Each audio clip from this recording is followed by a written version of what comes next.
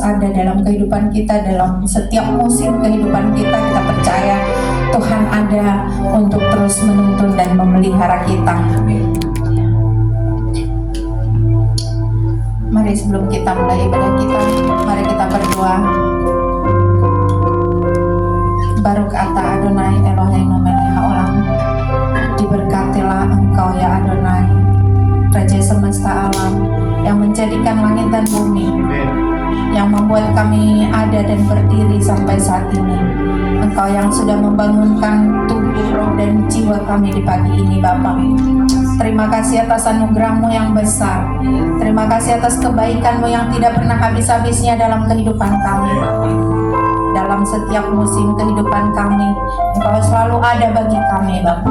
Dan kami percaya Engkau tidak akan pernah meninggalkan kami. Terima kasih atas kebaikan dan anugerah-Mu, sebab Engkau Bapa yang setia bagi kami.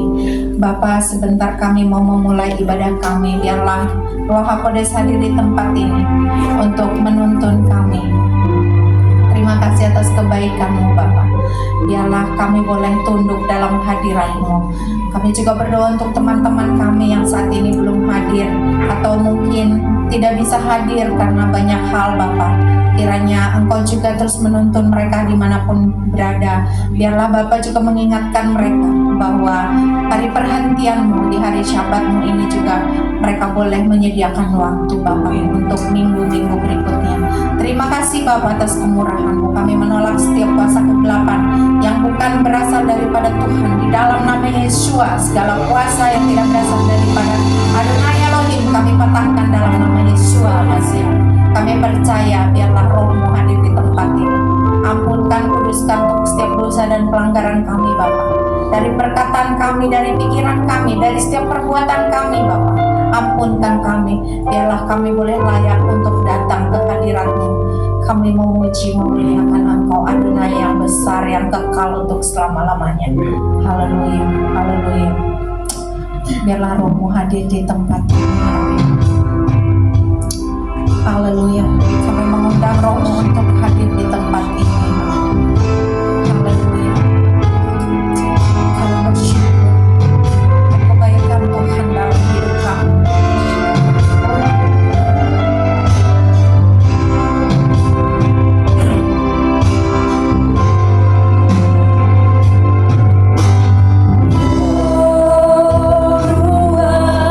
Elohim,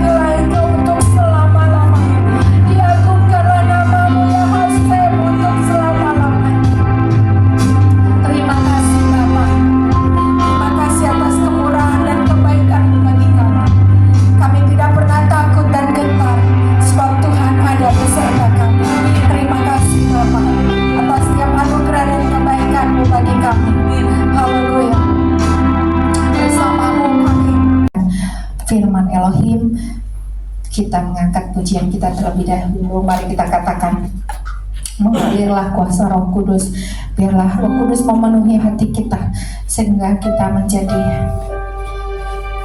orang-orang yang benar-benar dipakai Tuhan dalam setiap kebenarannya. Haleluya. Kami butuh Engkau, Bapa. Kami butuh dipimpin oleh Roh-Mu, Bapa. Haleluya. Biarlah kami menjadi seorang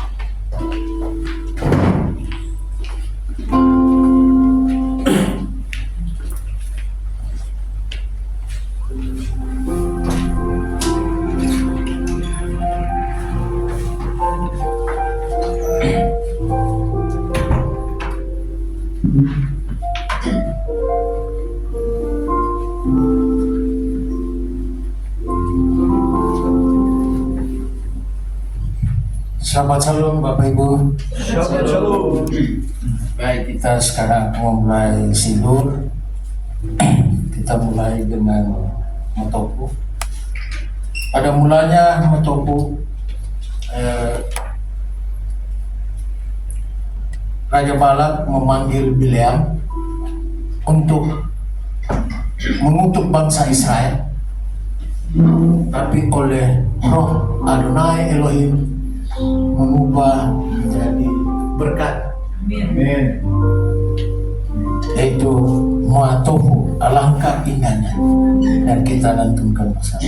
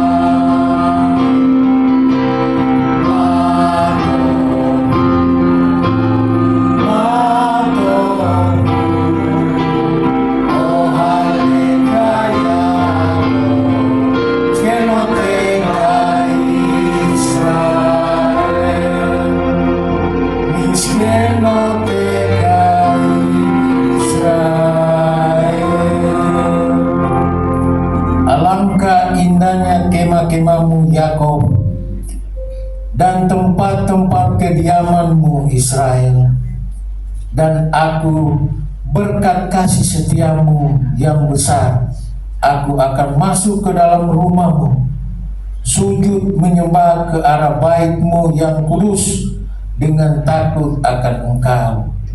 Adonai, aku cinta pada rumah kediamanmu dan pada tempat kemuliaanmu bersemayam. Dan aku mau sujud menyembah, aku mau bertekuk lutut di hadapanmu, penciptaku. Dan aku kiranya doaku kepadamu ya Adonai boleh diterima. Elohim, dalam berkat kasih setiamu yang besar, jawablah aku dalam kebenaran keselamatanmu. Yismeku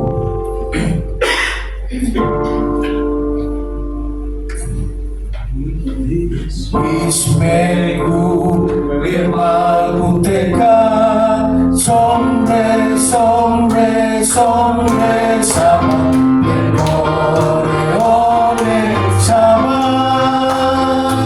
Ismeku firmanmu tegar, sombre, sombre, sombre, sama, ore, ore, sama.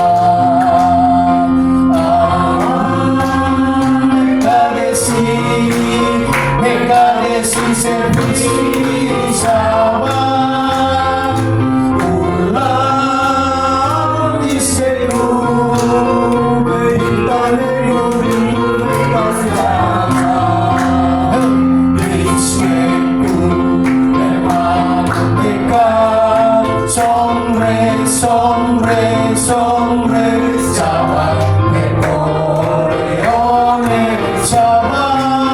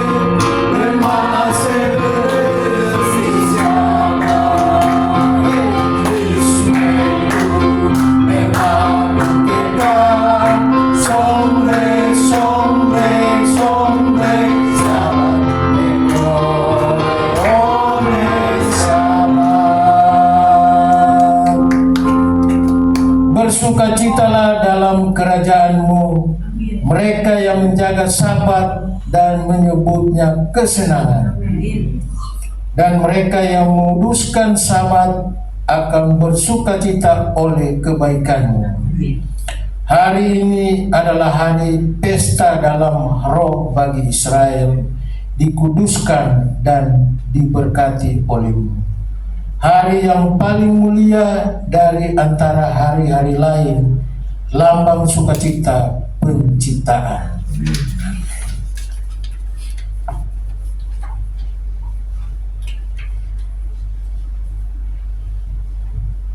Kita bacakan Mazmur 92, nanti kita berbalasan. Bisa di Ketamar kita akan lantunkan bersama. Mazmur nyanyian untuk hari Sabat adalah baik untuk menyanyikan syukur kepada Adonai dan untuk menyanyikan mazmur bagi nama-Mu, ya yang maha tinggi. Untuk memberitakan kasih setia-Mu di waktu pagi dan kesetiaan-Mu di waktu malam. Dengan bunyi-bunyian 10 tali dan dengan gambus, dengan iringan kecapi. Sebab telah Kau buat aku bersuka cita ya Adonai dengan pekerjaan-Mu. Karena perbuatan tangan-Mu aku akan bersorak-sorai. Betapa besarnya pekerjaan-pekerjaan-Mu ya Adonai, dan sangat dalamnya rancangan-rancangan-Mu. Orang bodoh tidak akan mengetahui, dan orang tua tidak akan mengerti hal itu. Apabila orang-orang fasik bertunas seperti tumbuh-tumbuhan, dan orang-orang yang melakukan kejahatan berkembang, ialah supaya mereka dipunahkan untuk selama-lamanya. Tetapi Engkau di tempat yang tinggi untuk selama-lamanya ya Adonai. Sebab sesungguhnya musuhmu, ya Adonai, sebab sesungguhnya musuhmu akan binasa. Semua yang melakukan kejahatan akan dicerai-beraikan. Tetapi Kau tinggikan tanganku seperti tanduk banteng. Aku dituangi dengan minyak baru. Sama-sama.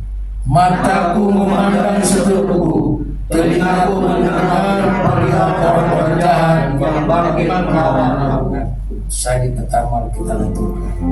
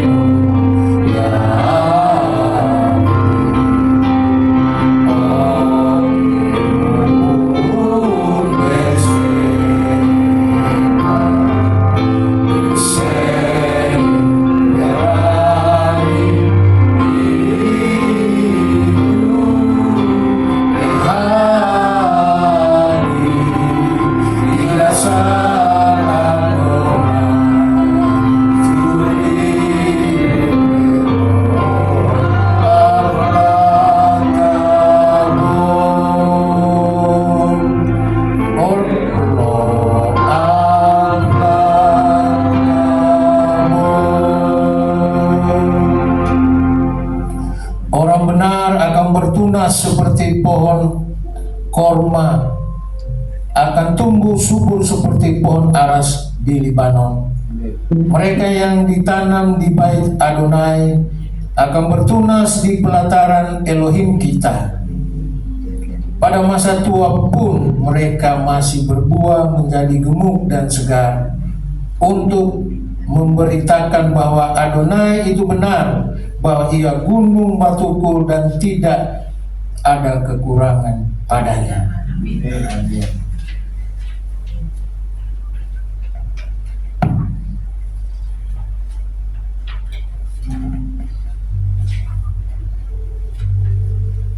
Silakan berdiri, kita akan baik udah langsung share.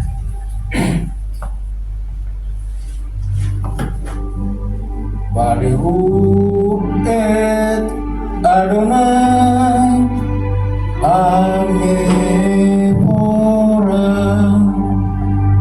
Baruch Adonai Amevorah leolam vaed.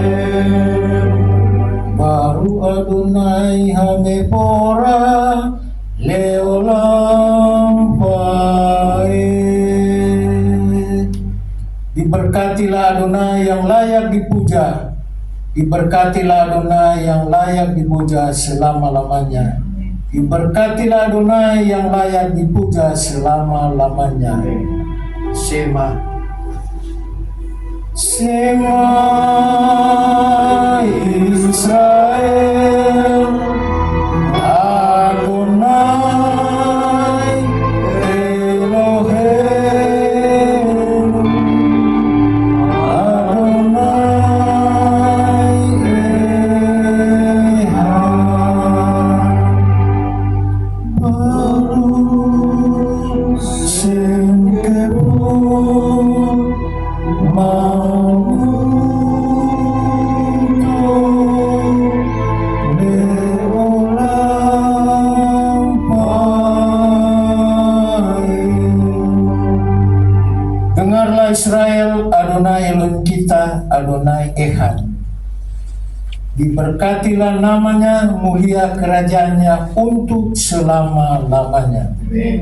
Beata, Beata, Adonai Eloheka, Bekol Baka, Ubekol Moedeka, Wego merdeka Behayu Ade paring laerde Asera nohi Bisa beka Hayom ala pareha Besinantam Bleplaneka Bedi martam Paham Besinteka Bebeteka Uplebetula Badere Usyak beta Ukumeka Ustatanyo Alihadekan Behayu Lekot Geneka Uktapta Ami Suso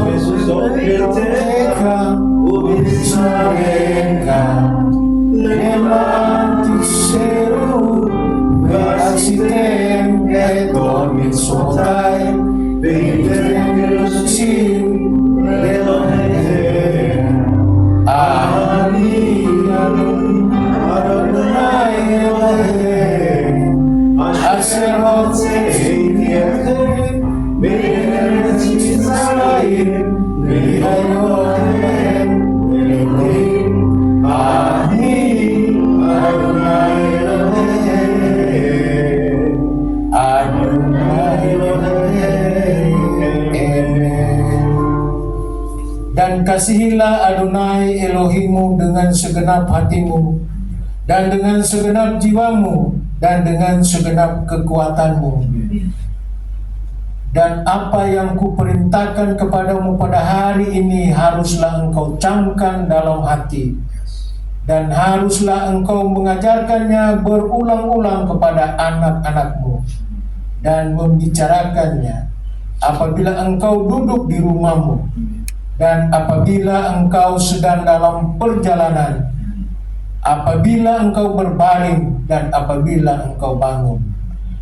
Dan haruslah juga engkau mengikatkannya sebagai tanda pada tanganmu, dan haruslah itu menjadi lambang di dahimu, dan haruslah engkau menuliskannya pada tiang pintu rumahmu dan pada pintu gerbangmu.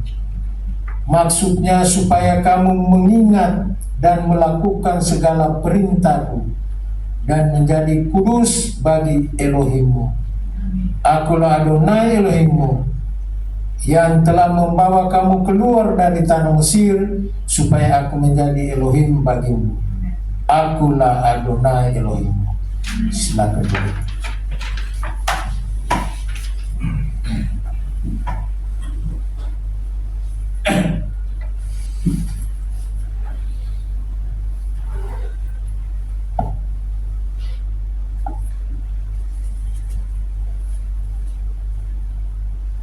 Baik, kita akan mengucapkan bahwa tepilah amidin berkat Tuhan untuk anak.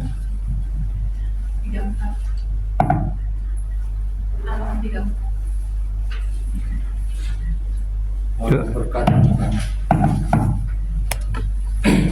Baik, kita akan mendoakan anak-anak kita dan kita berdoa. Bapa di surga, kami mengucap syukur untuk hari Sabat ini.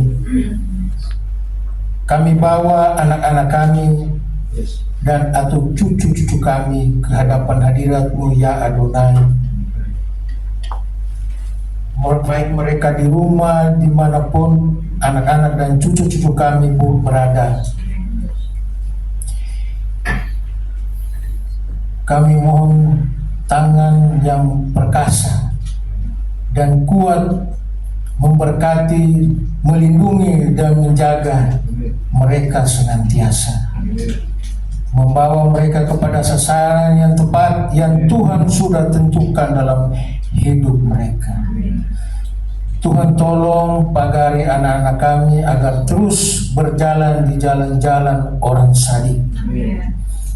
Pelihara mereka dengan firman-Mu ya Tuhan. Kuduskan mereka dengan perintah-perintah-Mu ya Tuhan.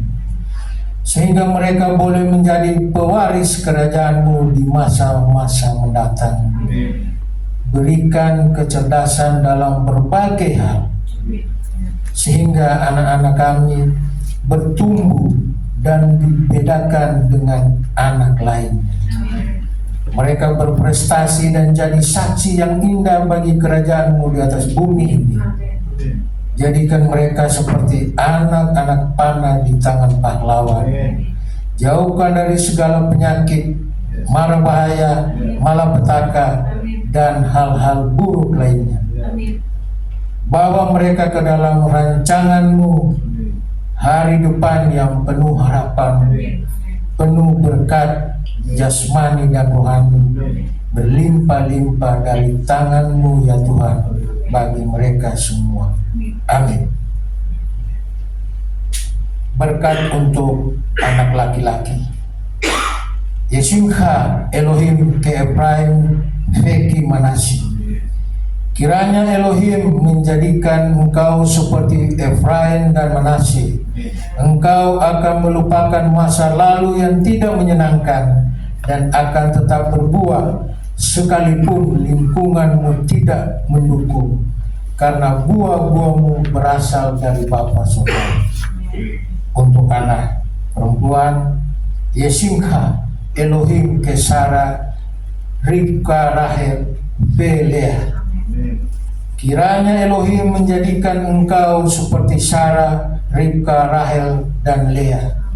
Engkau akan menjadi wanita bijak seperti dalam Amsal 31, menjadi berkat bagi keluarga, jemaat, masyarakat, serta jadi berkat bagi suami dan anak-anakmu kelak.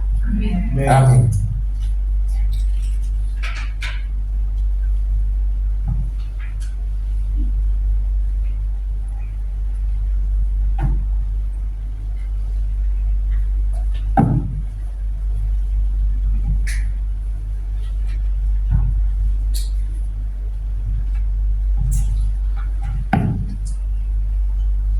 Kita menyampaikan doa kepilat hatamidin. Sampai kamu sana.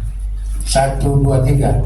Avenu seba samarim, kades meka, talpo malputeka, yasin resumeka, giba samarim ken baarets, etlehem kenu ten lanu hayom, usah lanu almatenu, kinu sesulkin gam anakmu, lataim lanu, keal depenu lilelin sayom, kin enakmu min harap, kirle hamlaka behati pura, behati pere, leomen elomi. Dikuduskanlah namamu, datanglah kerajaanmu, jadilah kehendakmu di bumi seperti di surga. Berikan kami pada hari ini makanan kami yang secukupnya, dan ampunilah kami seperti kami juga mengampuni orang yang bersalah pada kami.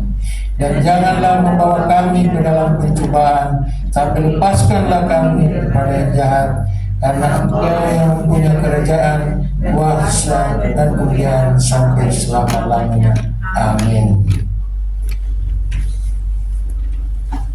Kita akan bacakan Torah, silakan maju.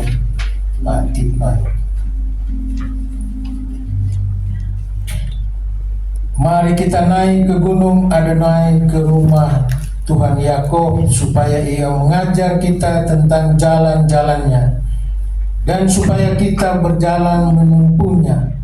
Sebab dari Sion akan keluar Torah dan firman Adonai dari Yerusalem. Kimi Sion teseh Torah, Kimi Sion teseh Torah, Udapar Adonai Yerusalem.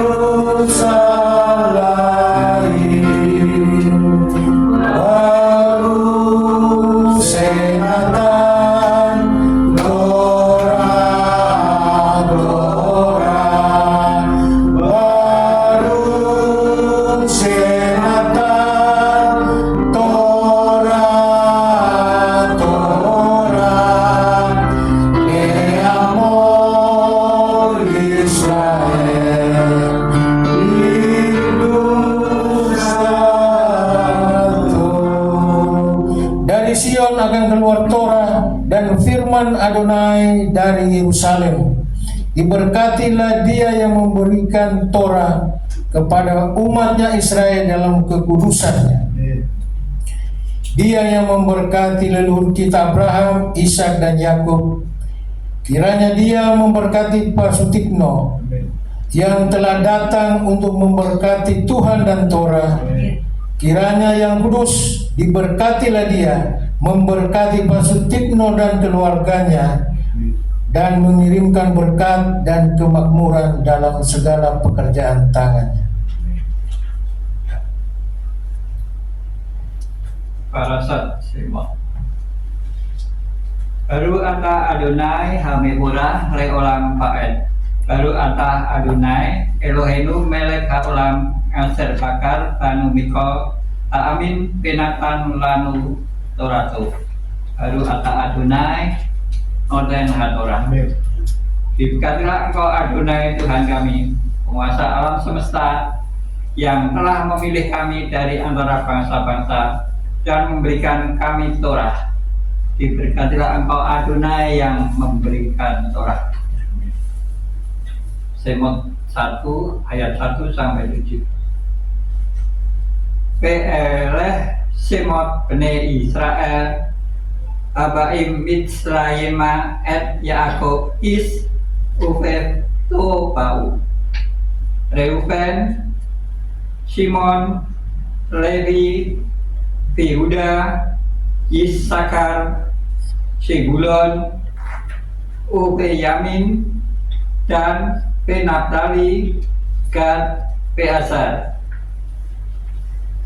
Yihikul Nefes, Yitzeh, Yerah, Yaakov, Siviim, Nefes, Yosef, Haya, Mitzrayim, Yamat, Yosef, Beka, Eka, Beka, Hador, Bahu, Peneh, Yisrael, Paru, Metsitru, Yitfu, Yatsmu, Bimot, Meot, Patimin Aaretz Otam. Keluaran 1 ayat 1 sampai 7. Dan inilah nama anak-anak Israel yang datang ke Mesir bersama-sama dengan Yakub. Mereka masing-masing datang dengan keluarganya. Ruben, Simeon, Levi, dan Yehuda, Isakar, Sebulon, dan Benyamin, dan serta Naphtali, Gad, dan Asher. Dan seluruh orang yang berasal dari buah pinggang Yakub berjumlah 70 jiwa. Tetapi Yusuf telah ada di Mesir. Dan matilah Yusuf serta semua saudaranya dan semua orang yang seangkatan dengan dia. Dan Bani Israel beranak cucu dan bertambah sangat banyak serta berlipat ganda dan menjadi sangat kuat. Dan negeri itu dipenuhi oleh mereka. Baru ata Adonai Elohim melek haolam aser natan lanu Torah emet pekaye olam natan pe tokenu. Baru ata Adonai noten hatorah. Diberkatilah engkau Adonai Tuhan kami, Raja semesta alam, yang telah memberikan Torah yang benar kepada kami, yang memberikan hidup kekal di dalam diri kami. Diberkatilah engkau Adonai yang memberikan Torah. Amin. Baik, kita akan mengucapkan berkat sesudah membaca Torah. Kita akan bacakan di halaman 48 kalau ada buku. Baru ata Adonai Eloheinu melek haolam aser natan lanu Torat emet bekaye olam natan betokenu. Baru ata Adonai noten hatorah. Diberkatilah engkau Adonai Tuhan kami, Raja semesta alam, yang memberikan kami Torah kebenaran dan menanamkan hidup kekal di tengah kami.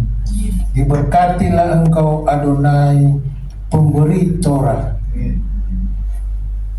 Besot HaTorah aser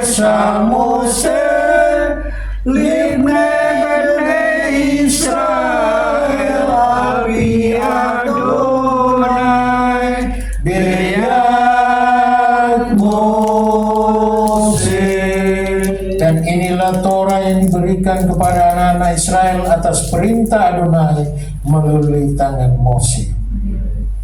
Silakan Bengkel memberikan Torah. Ya.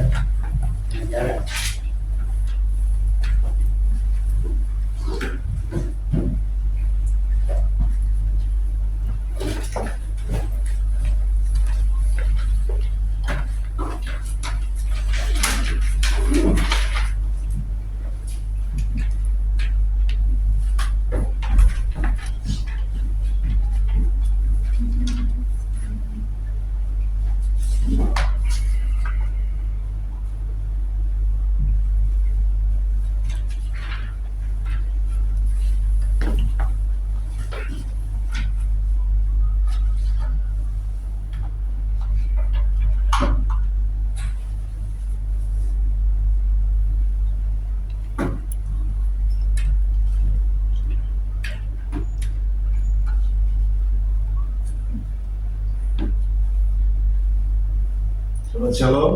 Shabbat Shalom. Baruch Hashem. Terima kasih. Puji Tuhan, kita bersyukur untuk anugerah Tuhan dan kasih setia Tuhan, Chen dan Chesed Adonai dalam hidup kita. Ya, saya bersuka cita dan saya senang sekali boleh kembali ada di tengah-tengah Udah sehari Sabat saat ini, ya, luar biasa, di mana kita melihat ya bahwa, dan juga selamat tahun baru administrasi ya Bapak Ibu, ini yang pertama juga bagi saya.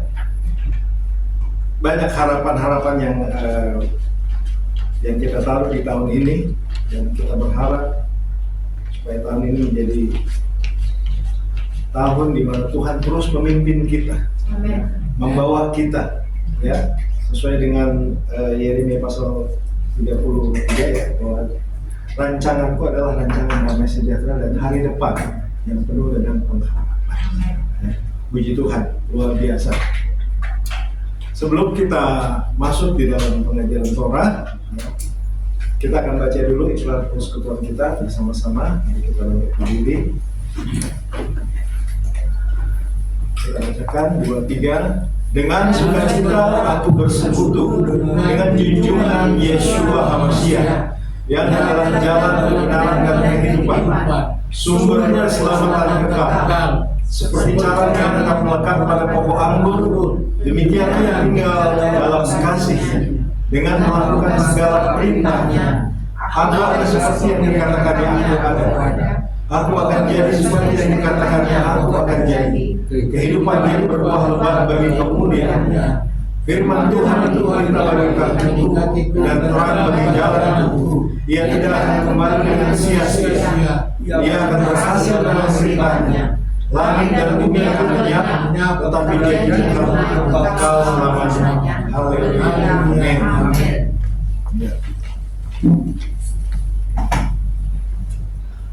Terima kasih. Ya, silakan duduk. Puji Tuhan. Saya akan bacakan berkat untuk belajar Torah. Baru kata Adonai Elohim melech haolam asher kidsanu mitzvotav v'tzipanu la'asok b'divrei Torah. Diberkatilah engkau Adonai Elohim dan Raja semesta alam, yang menguduskan kami dengan perintah-perintahmu dan memerintahkan kami untuk mempelajari dan menyibukkan diri kami dengan Torah. Amin. Saya Yeshua HaMashiach. Puji Tuhan, Bapak Ibu Saudara sekalian, ya kita sudah selesaikan Parashat Bereshit ya di Sabat yang lalu ya. Kita akan melangkah masuk di dalam Parashat Shemot. Parashat Shemot ini di dalam kitab Keluaran ya. Kitab Keluaran, kita bisa melihat di sini banyak rahasia besar yang Tuhan singkapkan ya bagi kita yang percaya, terutama di dalam apa yang tertulis dan apa yang ada di dalam kitab Keluaran ya. Banyak hal-hal yang Tuhan singkapkan.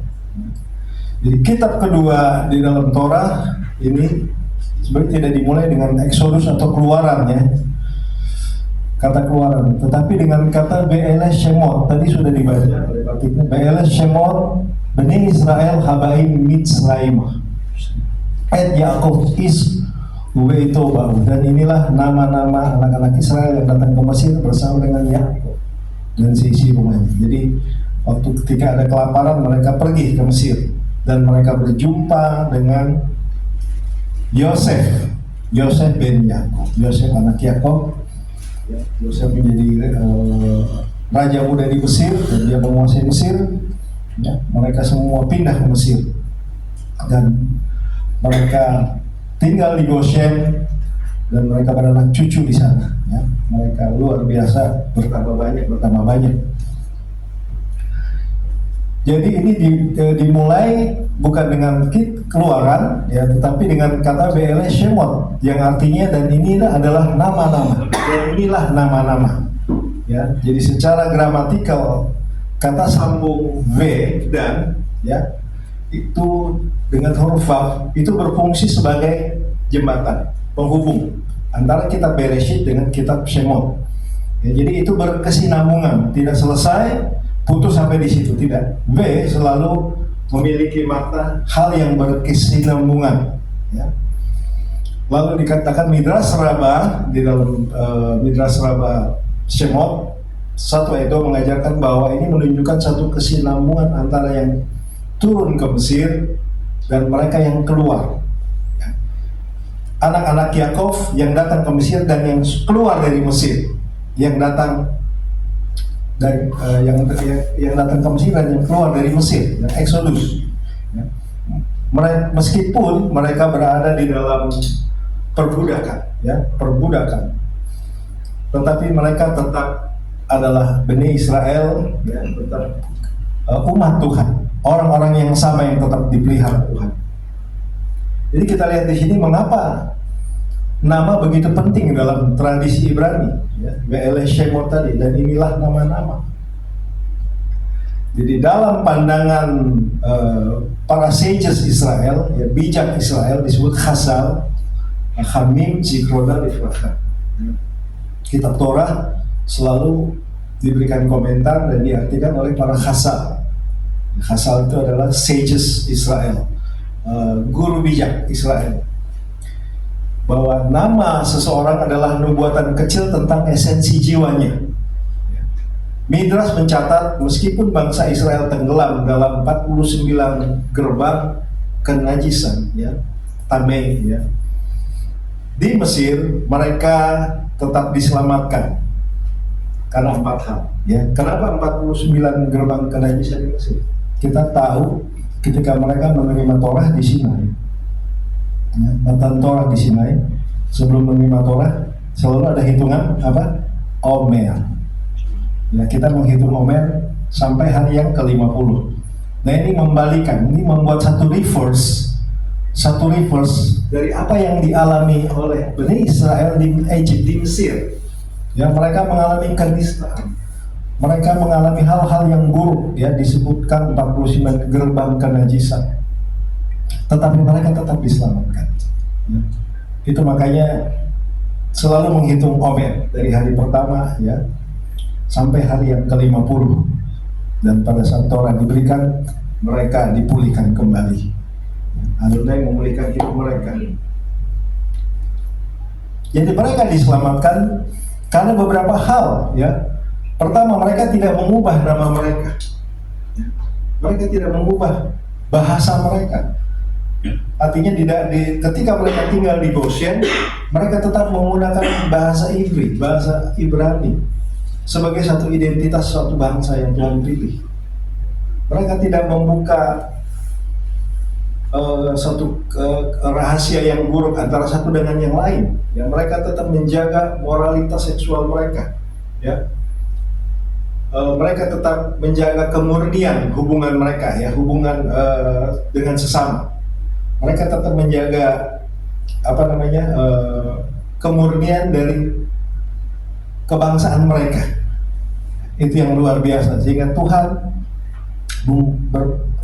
berperkara dengan bangsa Israel. Tuhan tetap memelihara mereka.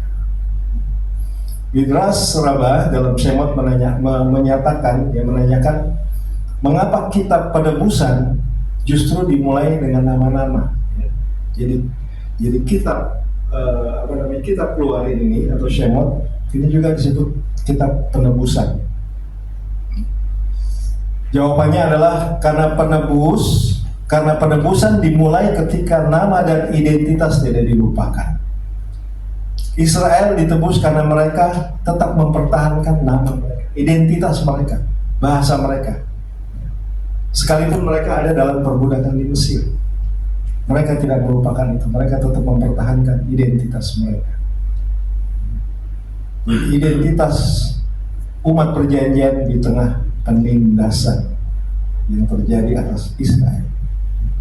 Kita lihat bagaimana Yosef, ya, ketika dia menjadi raja muda di Mesir, dengan hikmat yang luar biasa, dengan berkat Tuhan yang luar biasa, ya, dia bisa mengatur Mesir sedemikian rupa. Dia bisa memelihara bahkan seluruh bangsa yang ada pada situ, ya, kelaparan global itu harus pergi ke Mesir untuk membeli gandum. Tuhan angkat Yosef, ya, dari lubang penjara. Tuhan angkat harkat dan martabatnya dia, bahkan dia bisa naik menjadi penguasa di Mesir. Jadi mengapa Torah menghitung ulang nama anak-anak Israel? Ya, sesudah disebutkan di akhir kitab Bereshit, Midras memberikan perumpamaan tentang seorang pedagang permata. Ya, ini Midras memberikan perumpamaan tentang pedagang dari satu sebab pedagang permata. Dan mengapa nama-nama dari ke-12 suku Israel, ya, itu ada itu tertulis di dalam Hosen ini dan breastplate dari Kohen Agadol, imam besar, ya. Itu dilambangkan dengan 12 batu permata. Jadi setiap kali, ya, ia ingin menyimpan permatanya di pedagang permata, ya, dia menyimpan permata, kemudian dia lihat lagi, ya, dia akan menghitungnya satu persatu. Ini perumpamaan bagaimana Tuhan mengasihi Israel, dan Tuhan setiap kali ia mengeluarkan pedagang itu, ia menghitung kembali, ya. Jadi betapa berharganya suku-suku Israel di mata Adonai Elohim, ya. Di dada imam besar, breastplate-nya, di Hosennya itu ada 12 batu, dan itu adalah batu-batu berharga. Itu melambangkan sekalipun Israel dalam perbudakan yang hina, mereka adalah tetap permata bagi Hashem. Bahkan sampai saat ini pun mereka adalah permata bagi Adonai Elohim.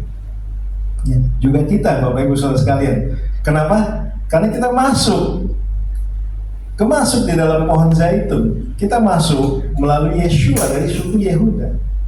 Kita terhisap di suku Yehuda. 12 pintu gerbang di kitab Wahyu itu, ya, dan 12 batu itu. Tidak ada gerbang dari suku lain atau bangsa-bangsa lain. Semua yang ada di Yerusalem Baru itu 12 pintu dan 12 alas batu itu hanya 12. Dan itu tertulis nama 12 suku Israel. Ini relate dengan apa yang tertulis dalam breastplate-nya Kohen Gadol, imam besar. Bahwa Adonai begitu mengasihi Israel, sekalipun dalam perbudakan, dalam penindasan. Ya, seperti pedagang yang tetap menghitung kembali permatanya satu persatu. Permata yang luar biasa, ada emerald, ada chrysoprase, ya, ada safir, dan itu permata-permata yang indah dan mahal semua. Jadi betapa berharganya suku-suku Israel, dan ini adalah pernyataan kasih dari Adonai, dari Hashem kepada Israel. Kita bisa lihat di dalam Tefillah Ahavat Olam, ya, Ahavat Olam Prayer, ya, itu doa di waktu petang. Ahavat Olam Bet Israel, diberkatilah engkau dengan yang telah mengasihi umat Israel. Oheb Amo Israel. Jadi ketika saya bicara tentang Israel sebagai satu bangsa dan sebagai suatu permata, ya, itu juga kita ada di dalam bagian itu, sebab kita sudah masuk bersama Yeshua. Yeshua, ya, Melek HaYehudi, Melek Israel, Yeshua Raja Israel, Yeshua HaMashiach. Jadi setiap jiwa memiliki nama yang spesifik dan sangat berharga di hadapan Adonai. Jadi dunia seringkali memandang kita berdasarkan sesuatu yang yang bisa kita hasilkan, ya, yang kita berikan.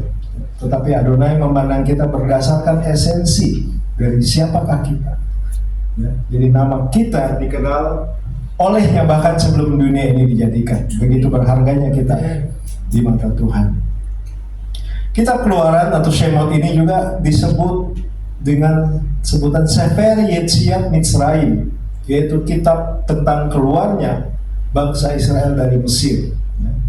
Sefer Yetziat Mitzrayim ini satu kisah narasi, ya, bukan buku tersendiri, ya, karena ini adalah Pentateuch, ini adalah Torah. Tidak sama dengan kalau Bapak Ibu sudah tahu dengan kitab Yasar, kitab Henokh, kitab tidak, ya. Ini kitab narasi, artinya ini kitab kisah tentang penebusan satu bangsa yang Tuhan tebus untuk menjadi miliknya. Ya. Jadi fokus utama dari kitab Shemot adalah itu kita bisa melihat salah satunya adalah perbudakan di Mesir, kemudian 10 tulah, kemudian Pesach, dan menyeberangi Laut Teberau, lalu hingga awal dari perjalanan mereka di Bemidbar, di padang gurun. Ya. Jadi kalau kita lihat bahwa dalam Midrash dan Haggadah Pesach, istilah ini dipakai untuk menunjuk seluruh kisah tentang penebusan Israel, ya. Kitab Yetziat Mitzrayim ini sebagai keluarnya penebusan Israel dari Mesir sebagai satu kesatuan teologis. Makanya kita sering mendengarkan Zecher Yetziat Mitzrayim waktu kita kiddush. Zecher Yetziat Mitzrayim kibanu v'achata ve'otanu kidasta mikol ha'amim v'shabat kodsecha. Nah, itu dalam kiddush untuk mengingat kembali bahwa kita adalah bangsa yang Tuhan bawa dengan tangannya yang kuat dan teracung keluar dari Mesir, dan keluar dari perbudakan dosa. Tuhan membawa kita oleh Yeshua keluar, ya, untuk menjadi umatnya, jadi memelekat kohanim, ekoi kados. Jadi fungsi teologis Sefer Yetziat Mitzrayim dalam Judaism, Exodus itu bukan sekedar sejarah keluaran, ya, keluarnya bangsa, tetapi itu adalah faith foundation, fondasi iman, ya. Dan itu juga adalah menyangkut beberapa prinsip besar yang juga adalah menjadi identitas dari bangsa Israel. Israel bukan bangsa karena wilayah, ya, tetapi Israel adalah bangsa yang ditebus, ya, dari kehinaan, dari budak ditebus. Oleh karena apa? Zechut Avutein. Oleh karena merit, oleh karena sebab perjanjian mereka dengan leluhur mereka, Abraham, Yitzhak, Yaakov. Kita lihat bahwa nanti Adonai Eloheinu itu akan menampakkan diri kepada Moshe, ya, dan dia akan berkata, Ani Adonai Elohe Avotechem. Aku adalah Adonai, Tuhan Elohim leluhurmu, Elohe Abraham, Elohe Yitzhak, Elohe Yaakov. Aku adalah Adonai Elohim yang membawa engkau keluar dari tanah Mesir. Itu selalu seperti itu, ya. Tadi juga kita baca di dalam Sidur, ya. Ani Adonai Elohechem, Adonai Elohechem.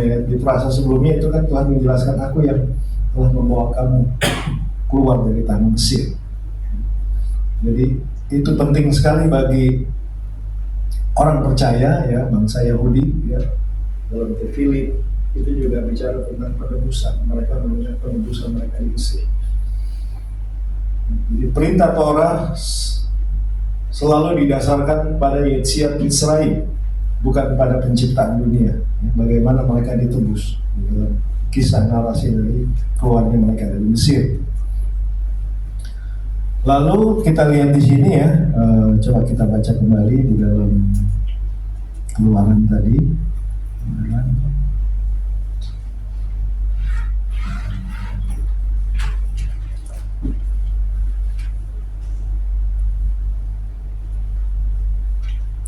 Keluaran Shemot pasal 1 ayat 8, pasal 7, ya. Orang-orang Israel beranak cucu dan tak terbilang jumlahnya di Mesir. Ya, mereka bertambah banyak dengan dahsyat berlipat ganda sehingga negeri itu dipenuhi mereka. Dan kemudian bangkitlah seorang raja baru yang memerintah tanah Mesir yang tidak mengenal Yosef. Ada seorang raja yang bangkit tidak mengenal Yosef. Ya. Teks mengatakan bangkit seorang raja baru di Mesir dan tidak mengenal Yosef. Jadi Midrash mendiskusikan apakah ini raja yang benar-benar baru ya secara fisik atau hanya kebijakan yang baru yang dia terapkan ya, yang tidak mengenal Yosef ya, jadi mengabaikan jasa-jasa dari Yosef terhadap Mesir. Ya. Namun inti dari teks ini adalah ketidaktahuan yang disengaja ya. Jadi memang tidak mungkin dia tidak tahu raja muda di Mesir ya, yang sangat berjasa luar biasa menyelamatkan Mesir dari kelaparan. Raja baru ini tidak mungkin tidak tahu, tetapi memang intensnya mengabaikan, ya, mengignore. Ya, kita juga bisa melihat sekarang ya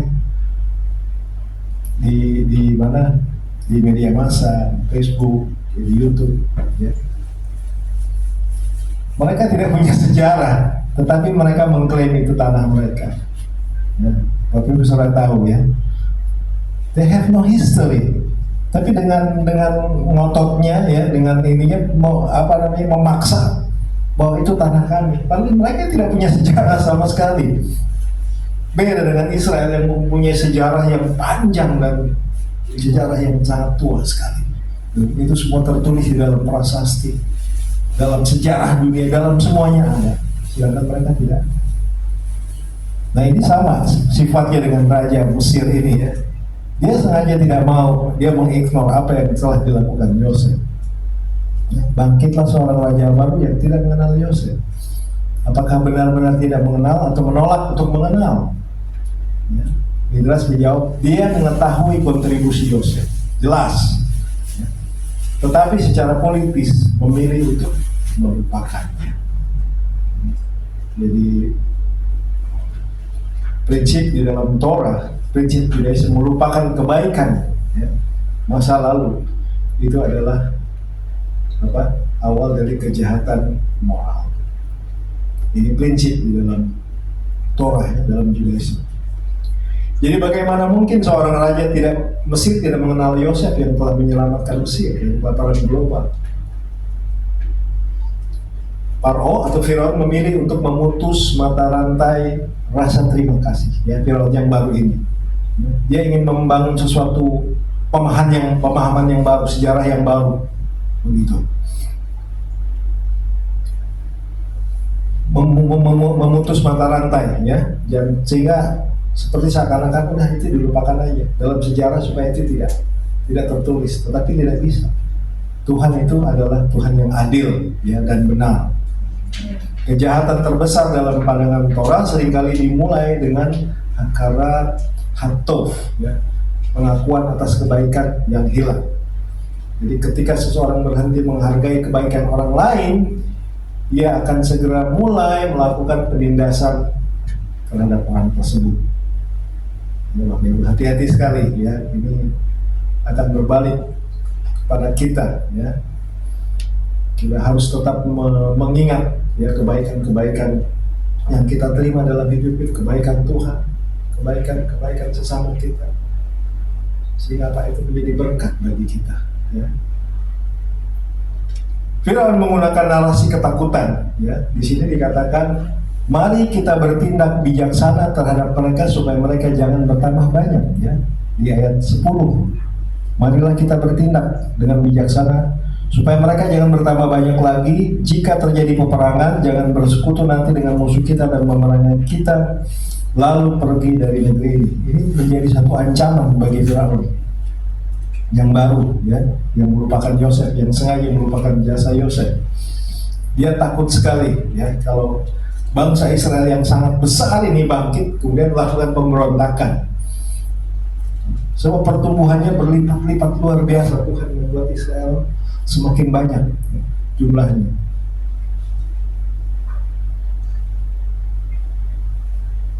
Jadi strategi dari Firaun adalah langkah demi langkah. Ya. Itu dalam Midrash dikatakan perah, ya, mulut lembut. Ya. Jadi awalnya perbudakan bukan dilakukan dengan paksa, melainkan dengan satu himbauan atau satu dorongan untuk mereka bisa bekerja, mendedikasikan dirinya untuk bekerja seperti kerja bakti gitu ya, untuk bekerja bakti. Ya. Di sini dikatakan bahwa Firaun sendiri memberikan contoh ya untuk mengambil cangkul lalu bekerja, sehingga orang Israel merasa malu jika tidak ikut membantu.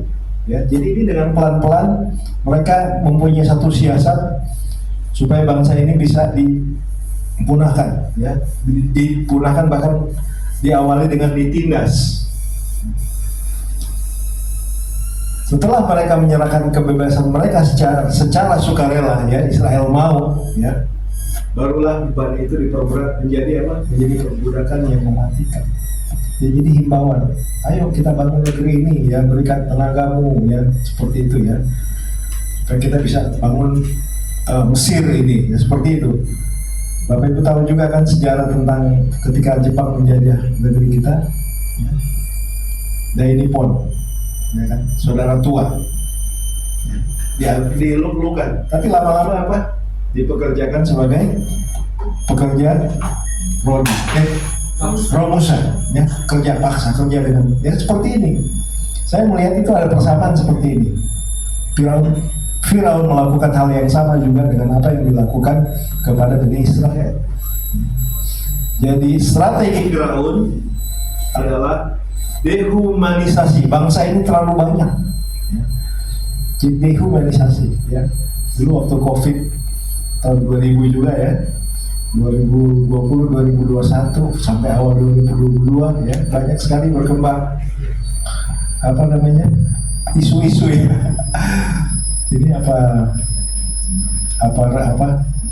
istilahnya skenario global untuk dehumanisasi, untuk mengurangi jumlah manusia, jumlah populasi. Ada seperti itu juga, ya, Bapak Ibu. Nah, Firaun juga melakukan hal seperti ini, ya, karena mereka takut nanti Israel bangkit kemudian berontak. Jadi dilakukanlah perbudakan dengan cara bertahap.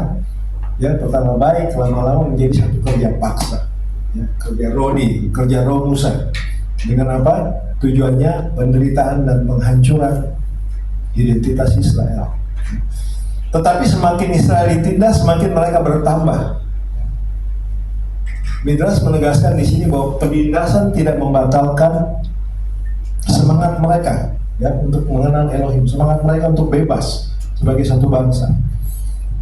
Tidak membatalkan berkat Elohim kepada umat ini, ya, sekalipun umat ini ada dalam cengkeraman perbudakan, tetapi justru memicunya.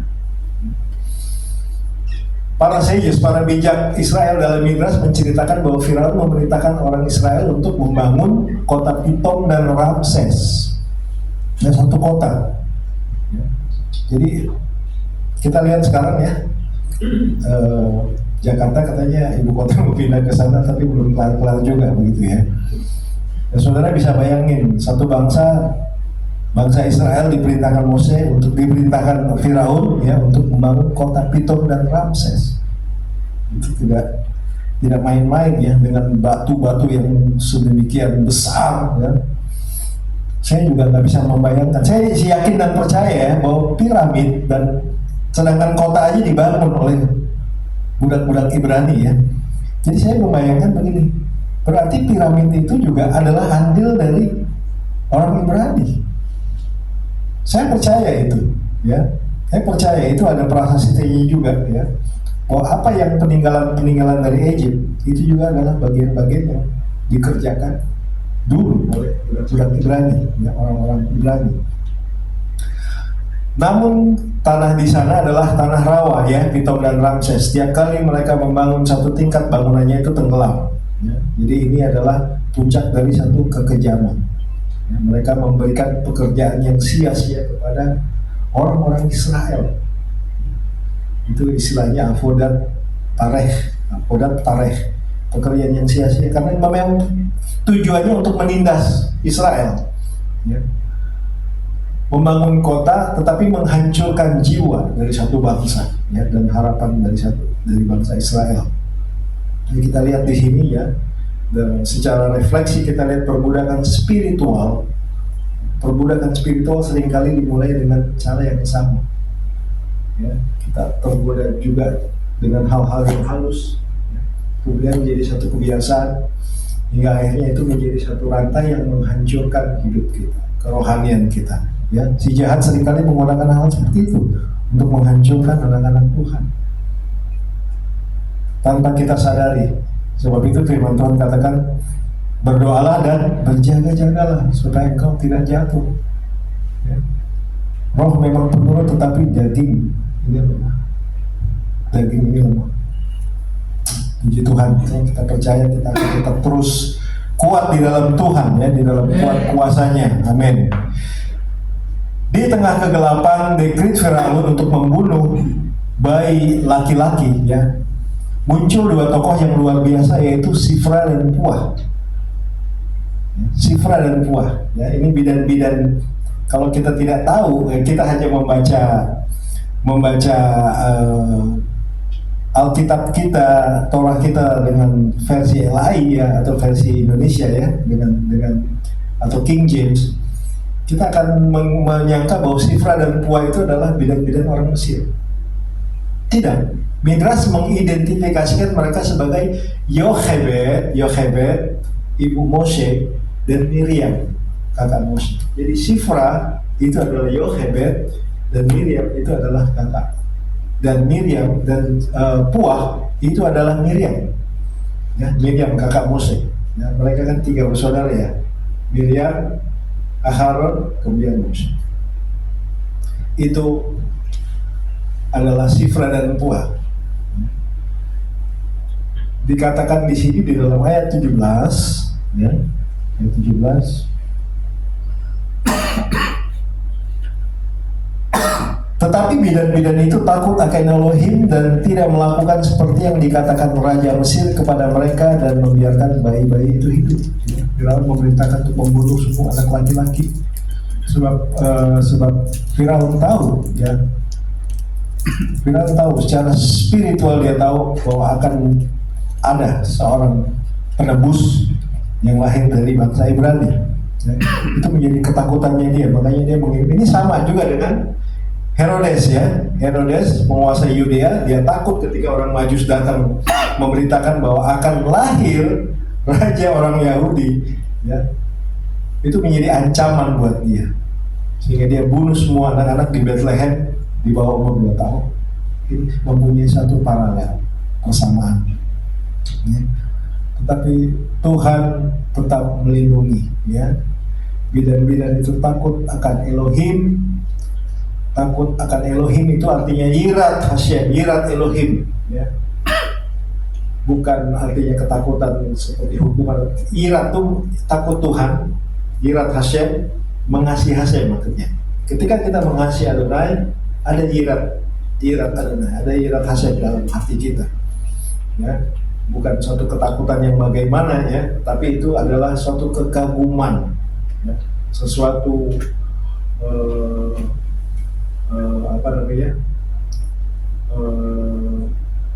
sesuatu kekaguman dari kesetiaan Tuhan di dalam hidup kita, ya, yang memberikan kepada kita berkat dan kekuatan, sehingga ada yirat Hashem, ada emunah juga di situ. Jadi Firaun bagi orang Mesir adalah Tuhan, dewa di bumi ini, ya. Namun bidan-bidan itu tidak takut, ya. Bidan-bidan itu tetap takut kepada Elohim, sehingga mereka tidak membunuh bayi-bayi itu. Sifra, yaitu Yochebed, itu dinamakan demikian karena dia membantu melahirkan bayi-bayi, ya, bayi yang baru lahir. Kemudian di sini ada Puah juga, yaitu Miriam, dinamakan demikian karena ia berbicara lembut kepada bayi-bayi untuk menenangkan mereka, ya. Jadi Sifra membantu melahirkan. Setelah bayi itu lahir, Puah itu istilahnya apa, ya, membujuk bayi-bayi itu supaya tidak menangis, ya, menenangkan jiwa mereka, ya.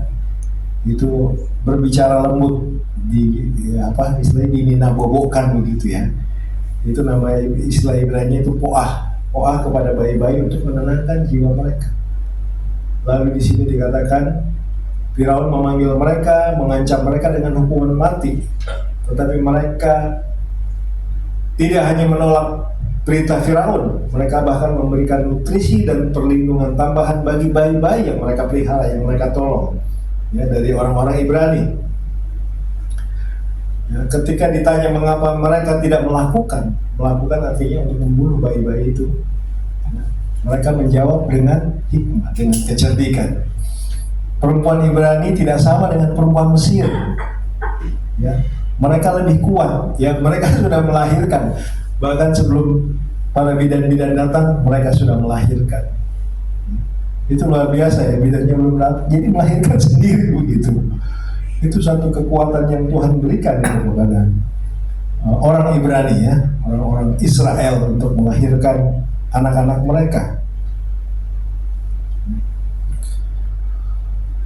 Jadi Tuhan memberkati mereka dan Tuhan membuat mereka itu berumah tangga. Adonai memberkati mereka, kesetiaan mereka, dan membuat mereka berumah tangga. Iya, tetap.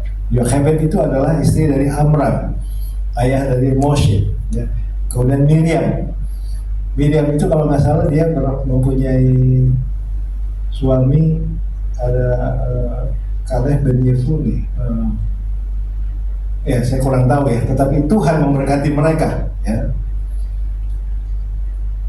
Midrash menjelaskan bahwa rumah merujuk pada satu dinasti keimaman atau kehunan dari Aharon, yaitu Yochebed, dan juga dinasti dari David, ya, David Hamelek. Artinya Tuhan memberkati mereka yang menolong perempuan-perempuan Ibrani melahirkan, sehingga bangsa ini menjadi berlipat kali ganda, ya, berlipat kali ganda, dan itu menimbulkan ketakutan dari Firaun.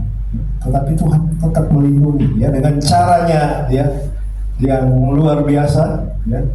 Tuhan menolong dan Tuhan tetap menghindar. Tuhan tetap melindungi, ya, anak-anak Ibrani yang dilahirkan.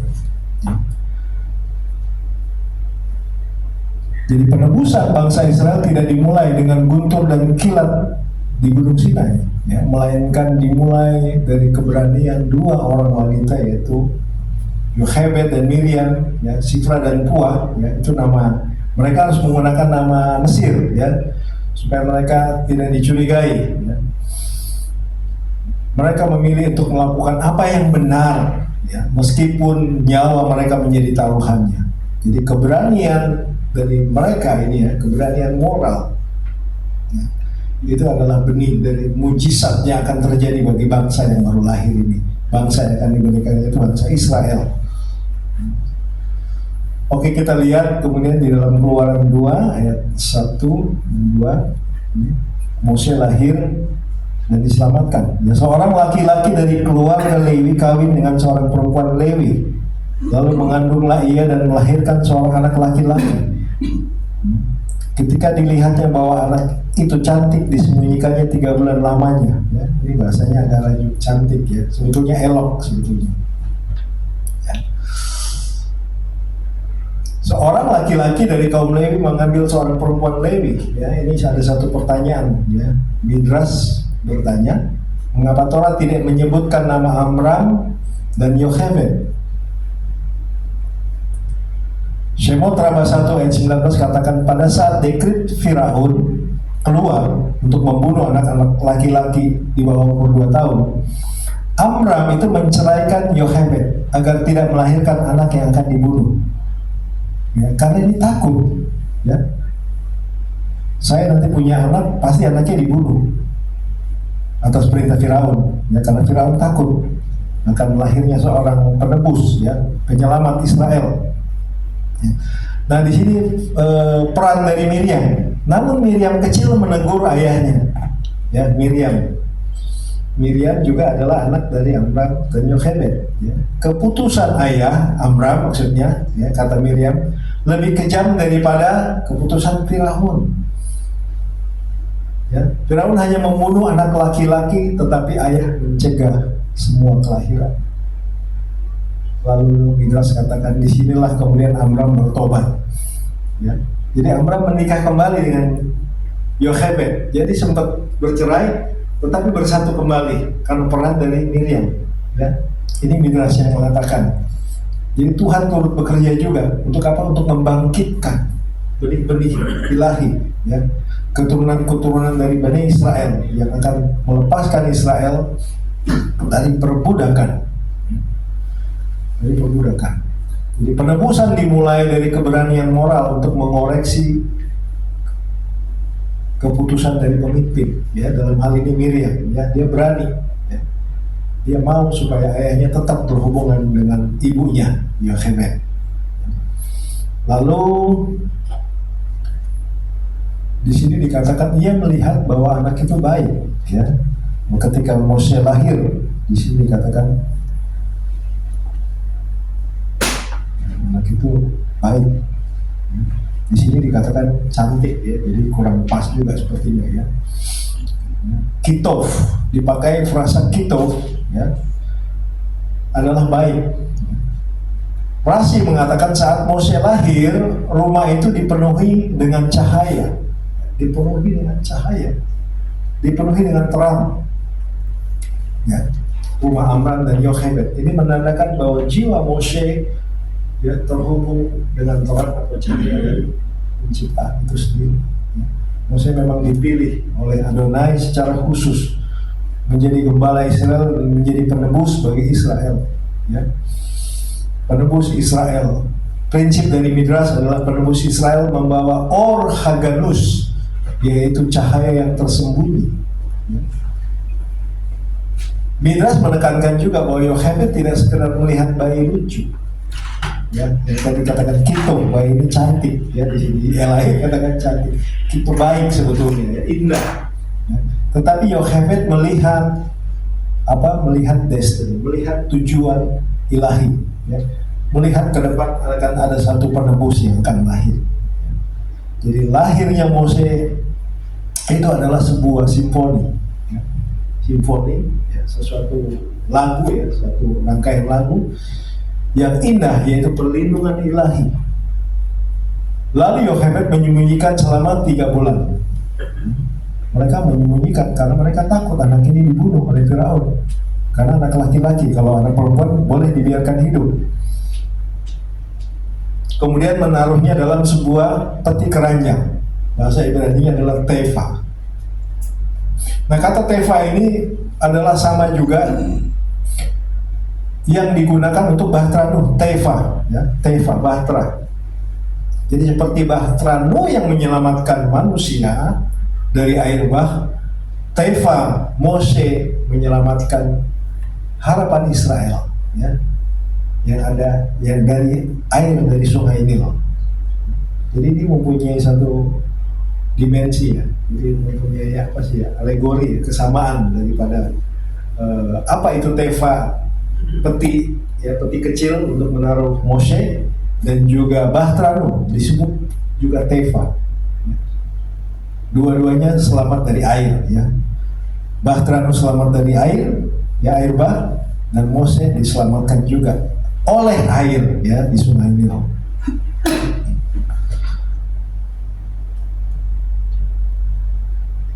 Seperti Noah diselamatkan dari air, Mose juga diselamatkan oleh air. Noah diselamatkan dari air, Mose diselamatkan oleh air. Ini mempunyai pola yang sama, ya, Bapak Ibu saudara sekalian, luar biasa ini. Air bisa menjadi media untuk kehancuran, tetapi juga bisa menjadi media untuk keselamatan. Ya, kita tahu bahwa Yeshua itu adalah air hidup. Air memberikan kehidupan, ya. Jadi tergantung bagaimana konteksnya, ya, Bapak Ibu saudara sekalian. Dan peti itu dilapisi tanah liat dan ter, ya. Tanah liat dan ter ini melambangkan perlindungan ilahi dalam dunia yang kotor, ya. Dilapisi dengan tanah liat dan ter. Jadi Mose terselamatkan, ya, ada satu perlindungan Tuhan yang luar biasa. Nah, putri Firaun yang bernama Batia, ya, ada penyanyi dari Mesianik juga ya, Barry Segel dan Batia Segel. Lagu-lagunya saya suka sekali gitu. Ini kalau Bapak Ibu punya album Mesianik, itu ada yang namanya Barry and Batia Segel. Lagu-lagunya luar biasa. Itu menginspirasi kita orang percaya Mesianik. Batia ketika ia melihat keranjang itu, ia mengulurkan tangannya. Midras mengatakan tangannya memanjang secara ajaib, ya. Ini Midras yang mengatakan untuk mencapai keranjangan itu. Ya. Jadi tangannya itu memanjang secara ajaib untuk mencapai keranjang. Itu ada di dalam Sorta 12b. Ya, ini mengajarkan jika manusia melakukan upaya sekecil apapun untuk menyelamatkan sesama, menyelamatkan manusia lain, maka Tuhan Adonai akan memberikan kemampuan, ya, untuk mencapai hal tersebut. Ya. Jadi Batia memilih, ya, Batia ini putri Firaun, ya, penguasa Mesir. Dia tetap memilih untuk berkonfrontasi dengan Firaun dalam istananya demi apa? Demi kemanusiaan. Ya. Midras katakan ia mengenali bayi itu, ya. Dikatakan di sini ini adalah bayi anak orang Ibrani. Tetapi ia mengenali. Sekalipun ia mengenali, ia tetap mengambil bayi itu. Ya. Dari mana dia tahu bahwa ini bayi orang Ibrani? Ya. Pertama, bayi itu disunat. Ya. Bayi laki-laki disunat hari ke-8. Lalu bayi itu menangis. Ya. Jadi ada ciri tersendiri sehingga Batia sebagai putri Firaun dia tahu. Ya. Tetapi pada saat dia melihat Mose, ya, ada satu kuasa yang membuat dia membuat dia terpana, ya, membuat hatinya itu terpaut kepada bayi itu, ya, karena bayi Ibrani ini sangat elok. Ya. Tuhan mempunyai satu rencana yang besar, ya, ketika Batia mengambil dia di Sungai Nil. Ia memilih untuk apa? Untuk melawan dekret ayahnya, yaitu Firaun. Jadi Batia tetap mengambil bayi Firaun, ya, bayi Mose, ya, di Sungai Nil dan memeliharanya. Ya, kemudian diberi nama Mose. Mose artinya yang diambil dari air, ya, dari masyah yang artinya menarik keluar.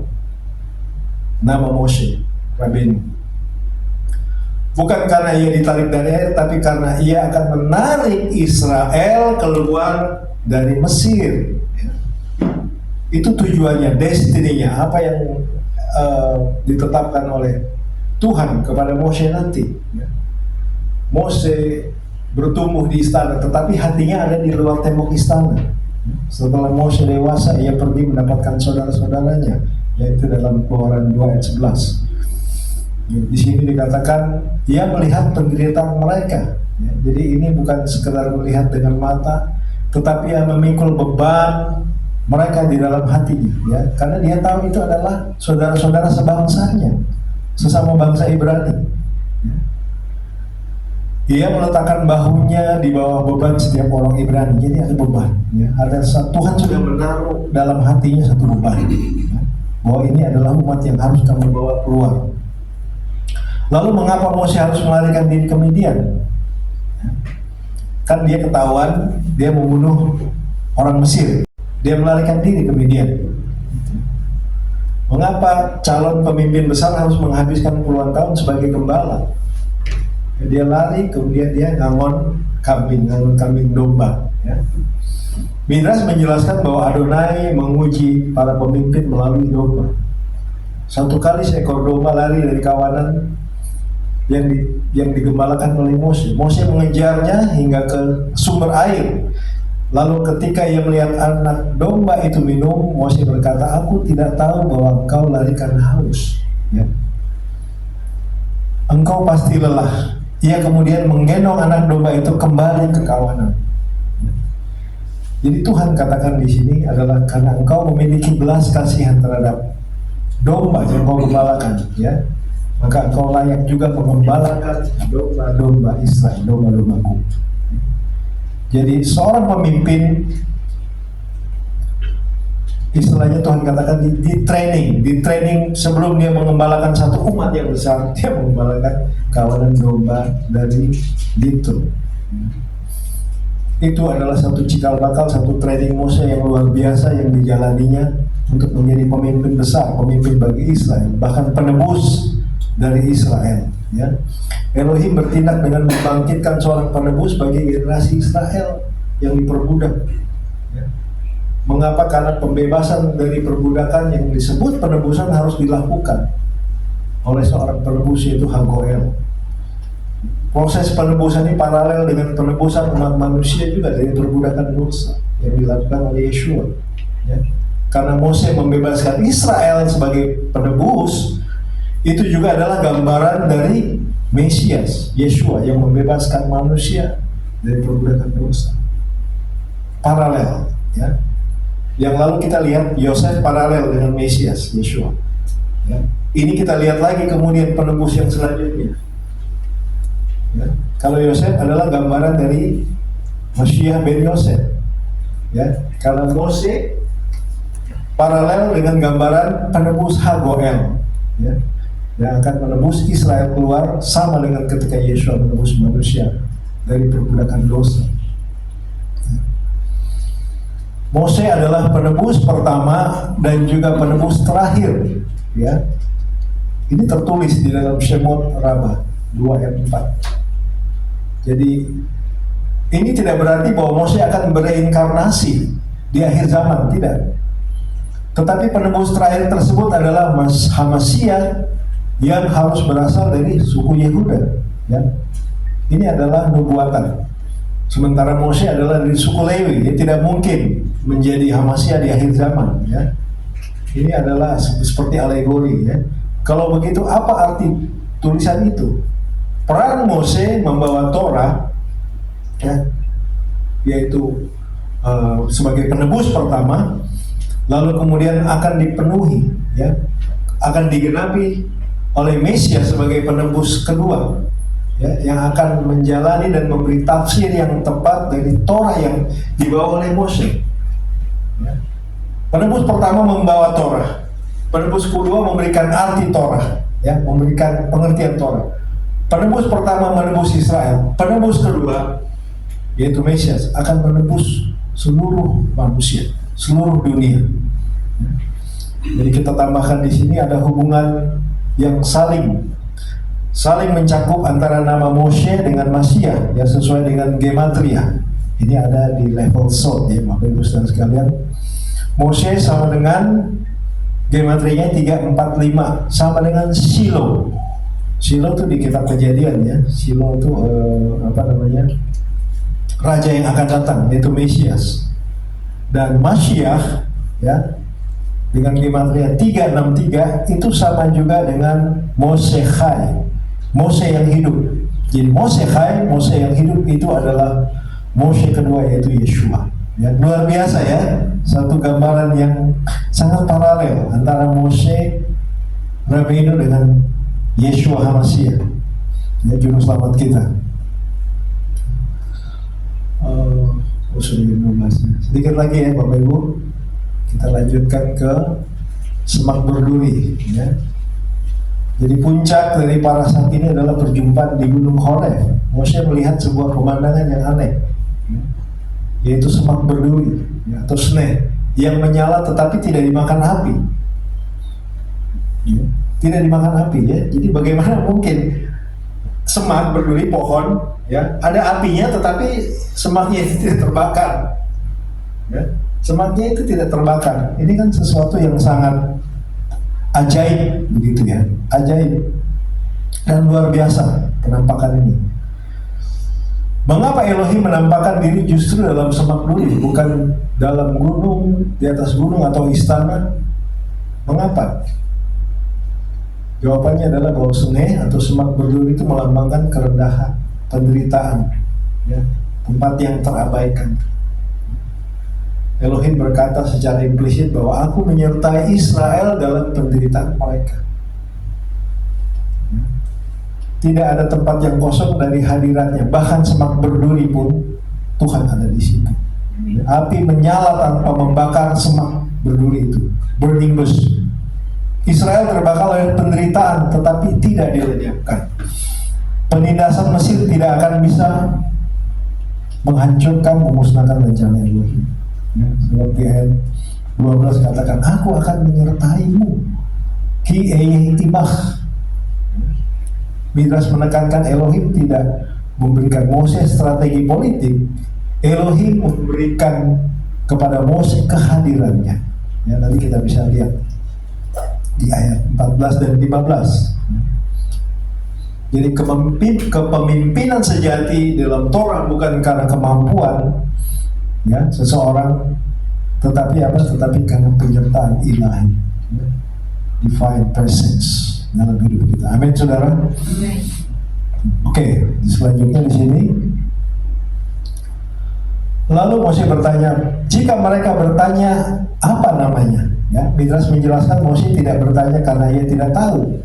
Ya. Israel telah kehilangan kesadaran akan Elohim karena perbudakan yang panjang. Jadi dalam budaya Ibrani, nama itu sama dengan cara Elohim bertindak dalam sejarah. Ya. Mose katakan dengan sifat apa engkau akan menebus mereka. Nah ini mulai masuk ya, ayat 14 dikatakan Eye Eser Eye ya. Kalau 3 ya.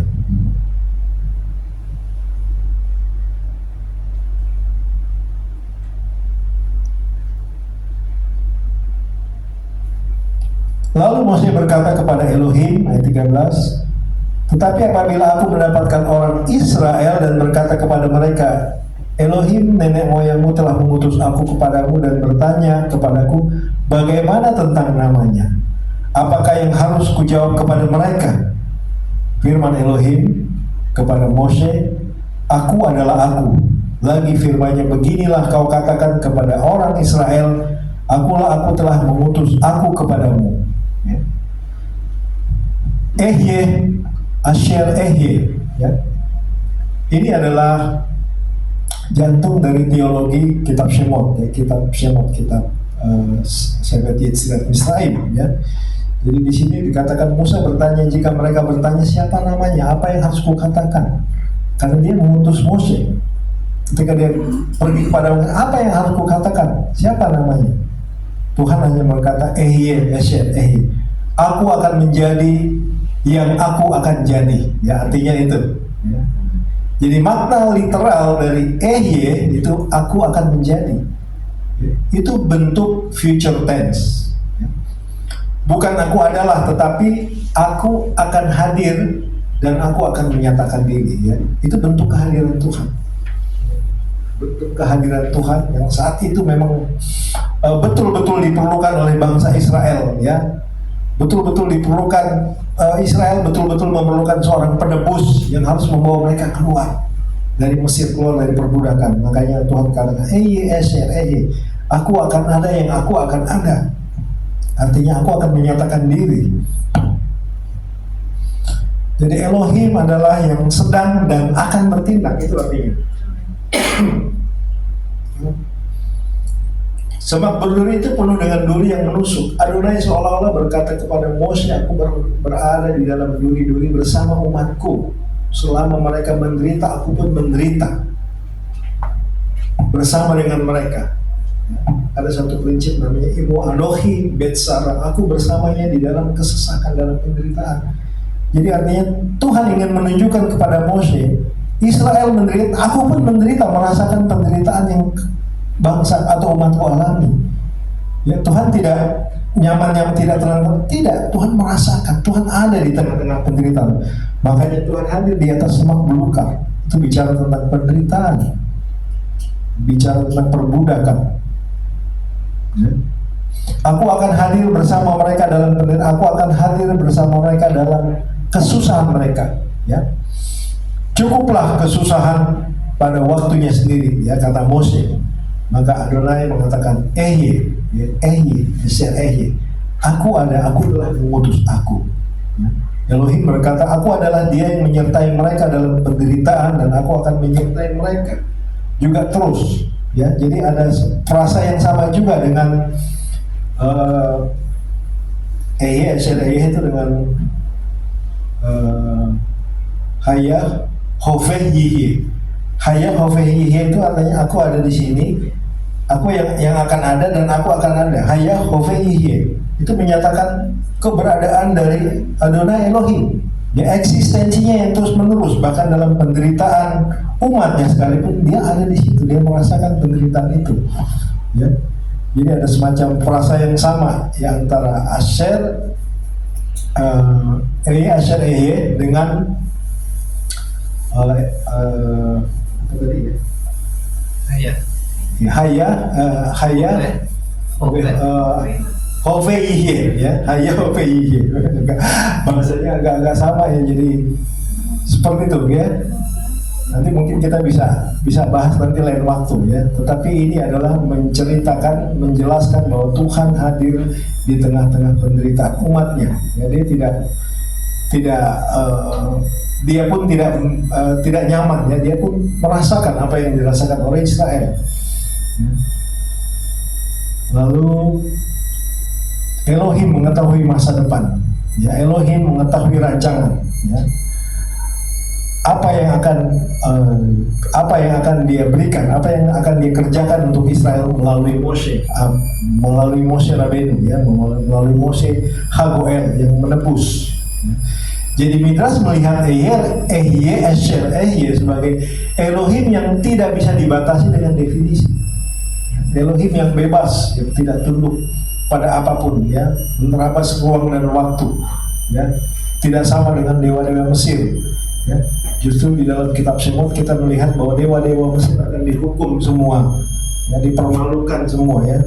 10 tula itu bicara tentang 10 hukuman yang masing-masing tula itu punya dewa, dan tiap-tiap dewa ini, ya, oleh Tuhan, oleh Adonai Elohim Israel itu dipermalukan semua di depan Firaun dan di depan seluruh orang-orang Mesir, ya. Aku akan memukul Mesir dengan tulah, ya, nanti kita akan lihat di parasha selanjutnya, ya, di parasha selanjutnya. Jadi janji penebusan yang Tuhan berikan kepada Israel, ya, dengan kehadirannya Ehye dalam Semak Belukar itu menyatakan bahwa Tuhan konsisten dengan apa yang dia kerjakan terhadap Israel, dan juga dia mengingat Zehut Avotechem, ya, dia mengingat merit daripada bapa leluhur Israel, ya, dia tetap setia. Janji penebusan berakar pada perjanjian, ya. Bukan karena Israel layak, tetapi karena kesetiaan Elohim, ya. Disinilah kita mengenal nama Adonai sebagai Tuhan yang janji, Tuhan yang setia kepada janjinya. Dan nama ini adalah jaminan bahwa sejarah tidak akan berjalan secara acak, ya. Tetapi ada pribadi yang tetap menepati janji kepada leluhur mereka, Abraham, Ishak, dan Yakov, ya. Disebut juga dengan Zehut atau merit daripada bapak-bapak leluhur, janji mereka. Karena Tuhan juga menampakkan diri dengan nama mereka kepada Mose. Dan inilah namaku untuk selama-lamanya, ya, itu ada di dalam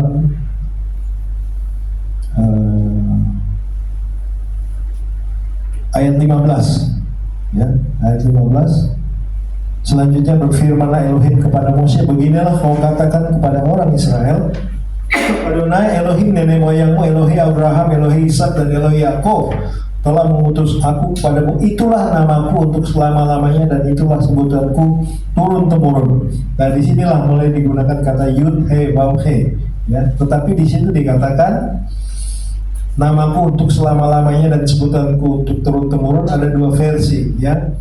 Dikatakan di sini Leolam, dan juga Lealem, ya. Jadi nama itu dirahasiakan, disembunyikan, ya.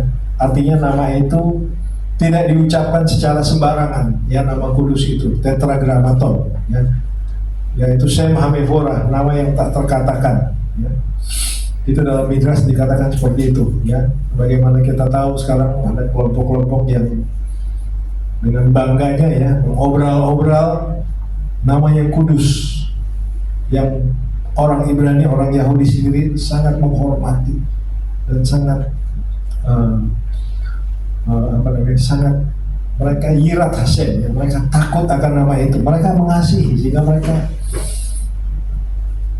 sehingga mereka tidak menyebutkan nama itu secara sembarangan. Ya, Bapak Ibu Saudara sekalian, kita tahu ya. Jadi ada leolam, nama itulah sebutanku untuk selama-lamanya, tetapi juga itulah sebutanku, ya, supaya sebutan ini bisa dirahasiakan, sebutan ini boleh disembunyikan, ya. Sehingga nama itu tidak diucapkan sembarangan. Ada, jangan menyebut nama Adonai Elohim dengan sembarangan, ya. Itu maksudnya, ya. Ada dimensi rahasia dan kudus, ya, yang Tuhan akan tentukan, ya. Dan itu hanya bisa diucapkan oleh Kohen Agadol, ya. Kohen Agadol, dan hanya 1 tahun sekali, dan itu dan di Beit Hamikdash pada hari raya Yom Kippur. Jadi tidak diobral-obral di luar, di mana-mana gitu ya. Itu bukan kidus Hashem, tetapi itu malah menjadi hilul Hashem, ya, Bapak Ibu. Jadi Ehyeh itu pernyataan internal kepada Moshe, sedangkan Yud Hei Vav Hei, ya, di ayat 15 Yud Hei Vav Hei itu adalah pernyataan eksternal kepada Bani Israel. Itulah namaku, ya, namaku dan sebutkanku untuk selama-lamanya, nama yang kudus, ya, nama yang menebus Israel, ya. Dengan nama itu Tuhan menebus Israel. Kita bisa lihat nanti di para selanjutnya, ya, dan Pacawan itu bicara tentang aku akan menebus, aku akan membawa kamu, aku akan mengeluarkan kamu. Itu ada nanti di bagian tulah. Ini belum, ya, karena ini baru awalnya, ya. Oke, ini saya sedikit lagi. Jadi para Shemot mengajarkan kepada kita bahwa Elohim tidak pernah terlambat, meskipun seringkali dia tidak bekerja ya sesuai dengan waktu dan cara yang kita harapkan. Elohim tidak berlambat-lambat, sesuai dia, sekalipun dia bekerja, ya, tidak seperti apa yang kita harapkan.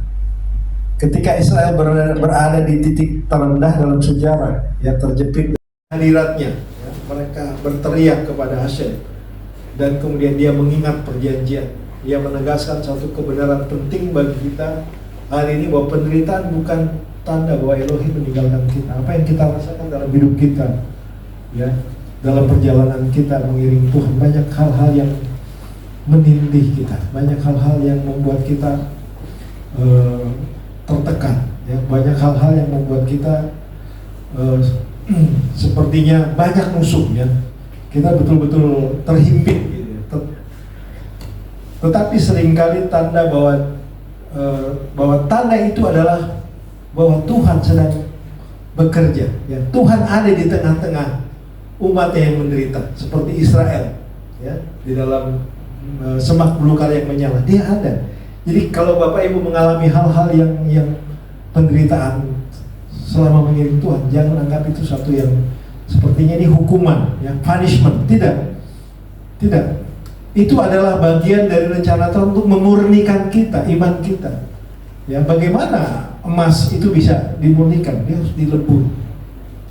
Dan ketika dia dilebur, keluar dari sini dia tetap emas. Ya, dimanapun dia ditaruh, dia tetap emas. Ya. Dimanapun permata ditaruh di lumpur yang paling busuk sekalipun, dia keluar tetap sebagai permata. Itu Tuhan mau kita seperti itu, ya. Dengan melihat bagaimana perjalanan hidup, perjalanan sejarah bangsa Israel, itu juga gambaran kita. Tuhan tidak akan pernah meninggalkan kita. Moshe dipanggil bukan karena ia siap, melainkan ketika ia merasa tidak layak. Sama juga dengan kita, ya. Ada kalanya kita juga merasa tidak layak, tetapi Tuhan punya rencana bagi hidup kita. Tuhan sedang mempersiapkan kita, Bapak Ibu Saudara sekalian, ya. Kita tahu bahwa ini adalah akhir dari akhir zaman, akhirat hayamin, ya. berjaga-jagalah dan berdoalah senantiasa. Ya, sebab kamu tidak tahu pada saat mana anak manusia itu datang.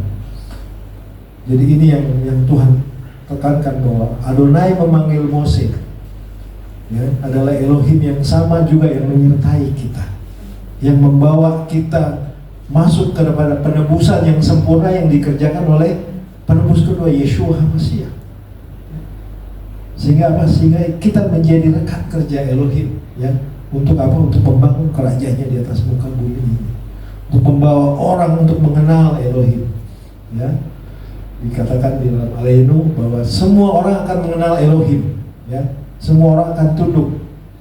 Wene emar wihai Adonai el melek al kol haaretz. Wayo mahu ye Adonai echad, dan semua orang akan tahu Adonai echad. Ushewa echad, dan namanya adalah echad. Amin. Biar kiranya kita boleh terus berjalan di dalam emunah, dalam bitachon, dan tetap yakin dan percaya dalam situasi apapun Tuhan tetap menyertai hidup kita dan tetap memberkati kita. Amin. Mari kita berdoa. Bapa, terima kasih Tuhan, kami bersyukur untuk Torah yang kudus yang Tuhan berikan kepada Moshe Rabbeinu. Bapa, terima kasih Tuhan, sebagaimana David Hamelek katakan bahwa Torah Tuhan adalah sempurna. Torah Tuhan murni. Torah Tuhan yang membawa kami kepada kebenaran Tuhan, sehingga kami boleh terus berjalan di dalam kebenaran-Mu, dalam kekudusan, dalam ketaatan Tuhan. Murnikan kami ya Tuhan di dalam satu proses, sekalipun kadang-kadang proses itu menyakitkan, tapi kami mau Tuhan Kau berikan kami kekuatan supaya kami boleh melaluinya Tuhan, dan melaluinya bersama dengan Yeshua, dan kami boleh mendapatkan kemenangan demi kemenangan yang Tuhan berikan, sehingga kami boleh keluar sebagai emas dan sebagai permata Tuhan. Terima kasih, terpujilah nama-Mu Tuhan. Biar firman-Mu boleh terpatri dalam hati kami, bertumbuh, berakar, dan berbuah-buah dalam hidup kami untuk kemuliaan nama-Mu. Dalam nama Mesias Yeshua kami bersyukur dan kami berdoa. Amin. Amin. Ya, ada musik dulu.